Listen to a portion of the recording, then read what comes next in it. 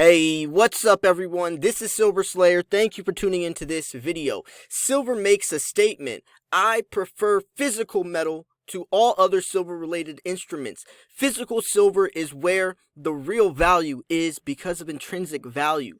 People, ladies and gentlemen, please understand that essentially, yes, silver, digital, and physical markets are essentially the same, but it's not the same because if you cannot hold it, you don't own it. If you cannot hold and touch your physical precious metals with your bare hands, then you're not in control of it. A custodian, a middleman is. And who knows when things go south, whether or not you will be able to gather your so earned precious metals. So buying the physical bullion is extremely important. You're not really a silver stacker if you're only having these silvers held in a vault halfway across the continent or on a digital or on a screen on some type of market, right? The physical aspect of gold and silver is where really silver thrives from. So anyways, the summary is back to the midpoint in silver, a textbook lesson from an open interest. If you blinked, you missed the low. That means it's a very short bottom. Trust the physical metal more than any other products. 2 reasons to be aware of mining shares. SIL is diversified, but that may not be enough. So the global pandemic has delayed many prosecutions. The cases facing traders and institutions on abuses in the precious metals market are no exception. With far more pressing matters facing the world financial markets, I would not be surprised to see a prolonged delay before prosecutors present their cases against individuals. When it comes to financial institutions, we could see the investigations run out of steam and the issues swept under the rug of justice. The silver spoofers and the banks that turned a blind eye to this misbehavior could wind up being saved by the virus. Meanwhile, the action in the silver market has been wild. Since the week of February 24th, the price has traded in a range from a high of $18.92 to a low of $11.74, so a lot of volatility. On the continuous futures contract, which is the COMEX, the $7.18 range was the widest since 2016, and we are only in the 4th month of 2020. On Thursday, April 9th, nearby May silver futures settled at $16.05 per ounce, above the midpoint of the trading range. An incredible feat considering metal fell to a low in mid-March. Risk-off periods can create incredible price volatility in the markets, and in 2008, during the global financial crisis, the price of silver dropped from $21 to $8.40 an ounce. At the end of last week, the global pandemic continued to impact markets across all asset classes. Until scientists develop treatments and a vaccine, volatility is likely to continue. I continue to believe that the actions of the governments and the central banks are incredibly bullish for the prices of silver and gold. Silver's recent bounce may be a sign that it's ready to catch up with the yellow metal. So when is silver going to start catching up with gold? When is the gold to silver ratio going to start lowering? I favor silver, but I am wary when it comes to silver mining stocks in current environment. That's kind of how I feel. Like, I favor silver, but I'm not too bullish. I'm not too excited. I'm not looking for mining stocks, ETFs, any of that stuff when it comes to silver.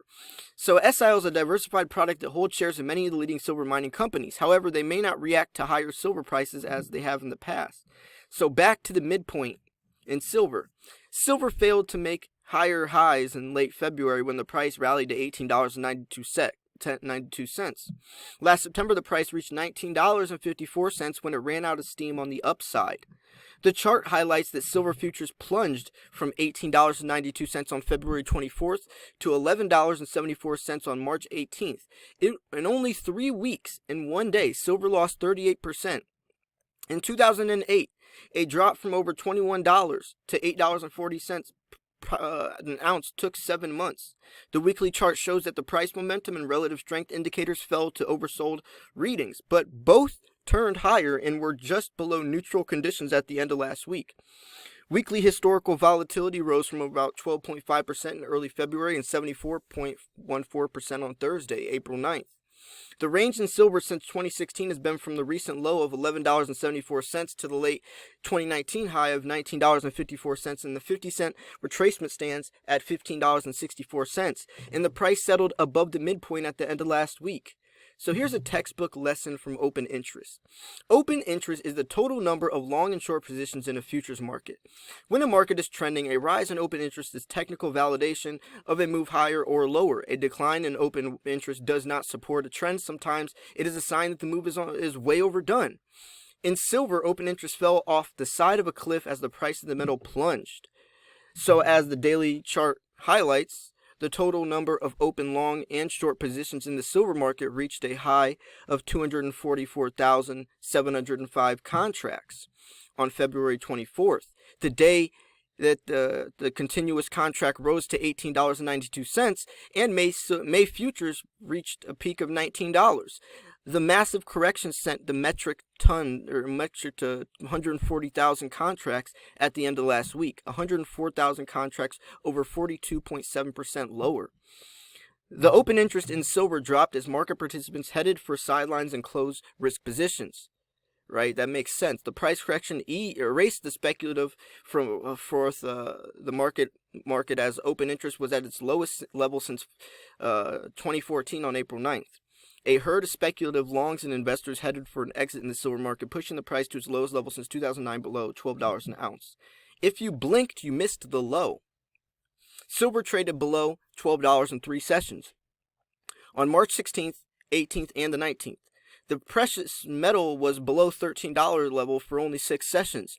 While there were opportunities to purchase silver at these lows, the physical market tightened up significantly as the price moved to the lows. Premiums on bars and coins soared. Many dealers did not have the metal available for buyers. And that's the thing that got a little sticky, is like, yes, silver was extremely cheap, but you couldn't buy it for cheap because the premiums were so high, and most places were sold out of it because there was such a heavy volume of people buying it. So on March 18th, when the price of silver was trading below $12 an ounce, the premiums were astronomical.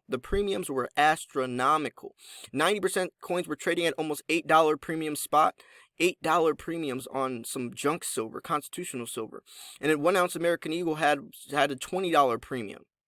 Virtually was impossible to purchase physical silver at a price lower than the high of the year when it was trading at its lowest price since 2009. So trust the physical. The recent action in the physical market was a sign that a bird in the hand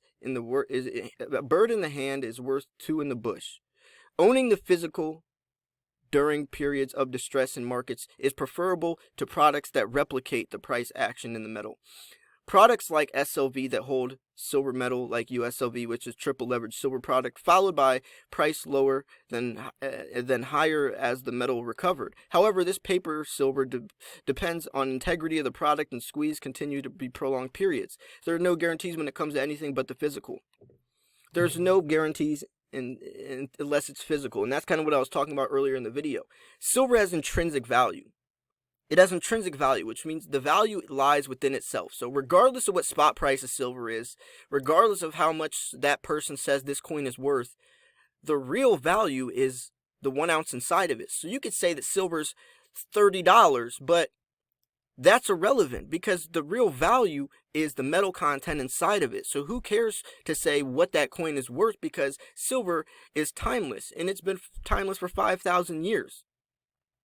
I have been championing a silver ETF and ETN products as they have excellent track record of following price action in the futures markets. However, the current unprecedented environment, I prefer to hold physical metal. The only asset that is silver is the metal itself. Everything else is irrelevant.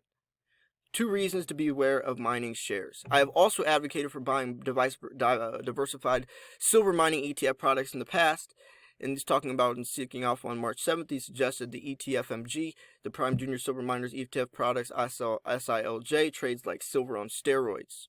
So here's some of the top, if you are into that, so here's some of the top, miners and stuff. So, I don't know, I just wanted to share that with you. But there's one last segment I want to go over. So in the current environment, I prefer to own silver bars and coins. A bird in the hand could wing up and be worth a lot more than 2 in the bush over the coming days, weeks, months, and even years. I am bullish on the prospects of silver as gold and central banks and government programs continue to pour fuel on a smoldering fire with 2 precious metals. Silver made a statement in the past 2 weeks. A correction was ugly, but the bounce was a sign that the most volatile precious metal cleared a path to the upside. So yes, precious metals definitely have a lot of potential. It's up to you to figure out how much you're willing to invest, and if you are ready to take that next step and start investing into precious metals. I know I have a lot of eyes on this channel, and I'm sure a lot of you are still a little wary, still on the fence if this is the right investment for you. I've made videos kind of explaining if silver is right for you, what to take, whether that's, your exit strategy, what are your goals looking like, what's your financial situation, do you have enough patience because silver is a slower market, etc. But that's a whole nother video. So anyways, the link to this article from Seeking Alpha will be in the description. I enjoyed this article.